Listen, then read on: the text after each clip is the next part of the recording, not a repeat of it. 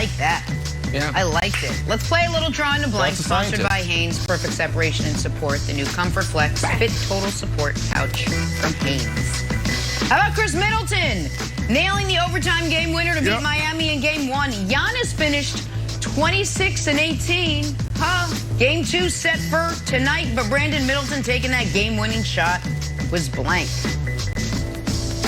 Well, first, I mean, Khris Middleton, man, this dude has been playing phenomenal all year, and I've disrespected him all year because I'm like, Khris Middleton is your number 2 guy. So I shout out to him for having a big moment, but he's been doing it all year. But Nick, here's the issue, man. This is the reason, and that's my answer. This is the reason why this team won't beat the Nets in the second round when you look at your bracket and how you have this thing playing out. This is the reason why the Nets will win the East. Because when you have Giannis, your number 1 player, your superstar, and he's not taking the final shot, that's a problem. You can't win big games when you have your number 1 guy watching and facilitating. It just can't happen. So this is the reason why. So here's the thing. You can win big games like this, but it's a very specific model. So Game 1 against the Heat was Kobe Shaq, because this is exactly how the Lakers of the Kobe Shaq era did things. Shaq dominated throughout the bulk of the game, but because of free throw shooting and because obviously you can't draw up a game-winning jump shot for Shaq, Kobe had to do it late. The problem, of course, is, even though everyone last year was like, oh, Giannis, look at his numbers. He's prime Shaq. It's like, I love Giannis. He wasn't prime Shaq, and obviously Khris Middleton's not Kobe. So this is the Kobe Shaq model, but Giannis is like 88% of prime Shaq, and Middleton's like 51% of prime Kobe, so it's going to be a tough putt. Luckily, Wilds, against the Nets, I don't know if they'll need many game winners because Giannis will score 45 in the first 45 minutes, so they should have a comfortable margin, defense. So they don't need to hit these game winners. Defense, huh? Hey, quick bonus take for you.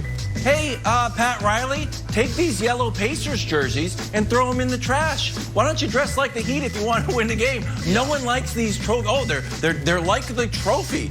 What? They're like the trophy? No, they're not. They're like the Pacers. They're like, get rid of those things. Now, Tim, that was your bonus take. That was a free one. That was a free one. Here's the real take. It's the right play. It's the right call. Giannis is 0 for 13 from outside of the restricted area during the game. So, look, you can't go to him, Brandon. These are just all brick city, and he's not even from New Jersey. So, hey, good job down there. You're looking like Zion, a lot of green near the basket, but the rest of it was just bricks. That's right. That's right. You All gotta right, do we'll it. see how the Heat respond tonight. On to Brooklyn. Nets started slow in their series opener with Boston, but the big three came alive in that second half. Durant, Kyrie, Harden combining for 82 of the Nets' 104 points in the win. So, Brandon, the Nets' Game 1 performance was blank. Listen, I'm not going to take this moment to boast and brag, but this is what I said.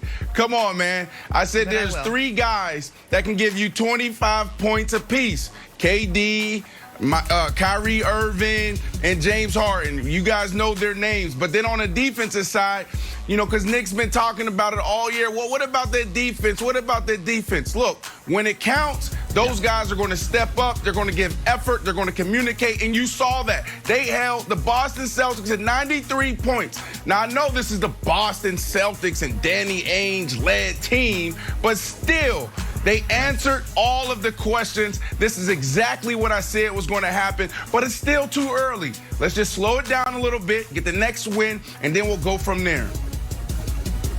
Yeah, listen, to me, this was anticlimactic. And as much as I love watching these highlights of Kyrie Irving cooking a man with male pattern baldness in the NBA, this is not, to me, there were 2. I mean, look at it. I mean, look at this next highlight we're about to show. It's like, do you think Kyrie can stop this fella? Well, or this guy can stop Kyrie? I don't know. Let's look at the reverse angle we're going to see in a moment. You're like, probably not. He probably should be at that Y with Wilds. Here it is, right here. Look at this. You got a chance? No, you don't, actually, buddy. You're going to fall down. So here's why it's anticlimactic. And he's wearing 94. I was listen. There were two outcomes that would have made this game interesting to me.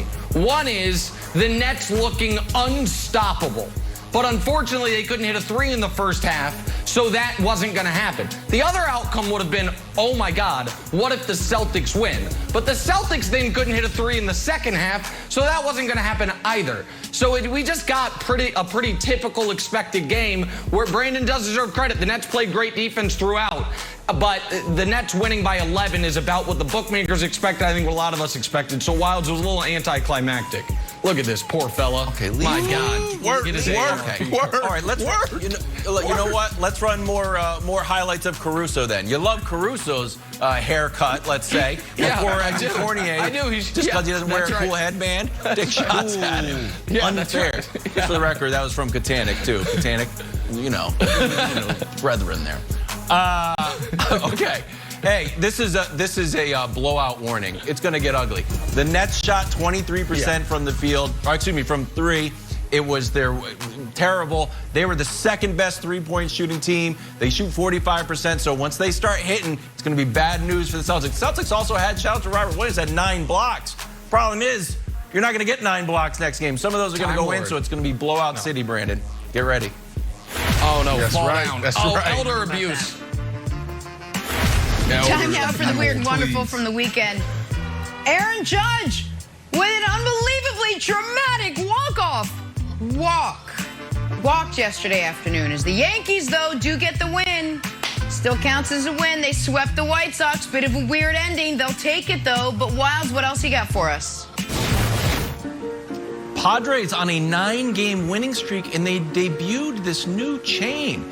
It was made by Raffaello and Company via Manny Machado, who helped out with the design. Turns out Raffaello and Company did Manny Machado's engagement ring. So, as part of the team building for First Things First, I will have the old woman named Helen design some First Things First chain for us. So, shout out to Helen.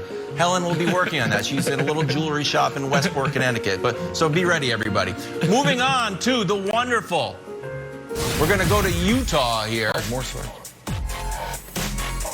Oh, this is fantastic. Bear River High School, which is a great high school name. Catch of the century, some people are calling it. I think Kendall Baker calls it catch of the century.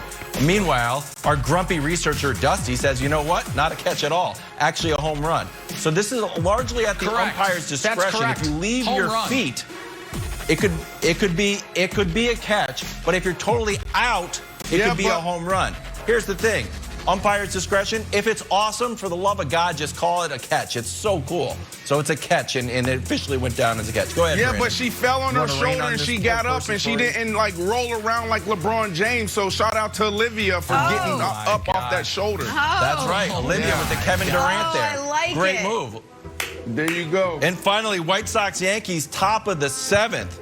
Yasmani Grandal hits a home run. Clint Frazier tries to get it. The fan kind of catches it. Clint Frazier's like, oh man, I was gonna catch that. And then everybody in the comments online are like, you know, if I was a fan, I would leave it alone. I would no, you wouldn't. No, have you ever seen your behavior when they break out the t-shirt cannon? The t-shirt cannon is shooting out $12 t-shirts and people are losing their minds. Fans love to catch souvenirs. And I'm putting people on warning. That's right. No, Brandon, I'm putting everybody on notice. If I have that seat, I am actively trying to get the ball out of your glove. It doesn't matter. I want the souvenir. It's a lifetime I'm with you. memory for I'm me. doing the So same shout thing. out to the fan. What's the chances of a ball